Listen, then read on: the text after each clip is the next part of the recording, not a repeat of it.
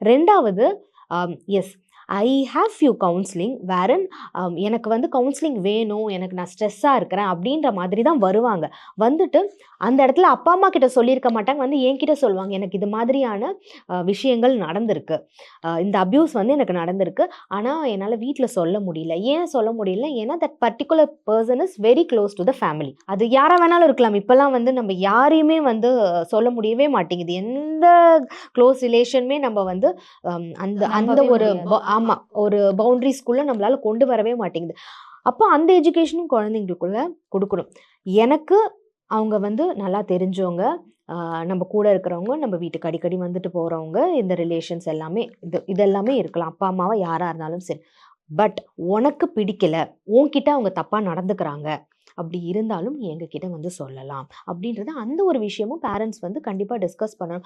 அதனால தான் இப்போலாம் வந்து நோ டச் அப்படின்ற ஒரு விஷயத்தையே வந்து எல்லாருமே பேசுகிறாங்க.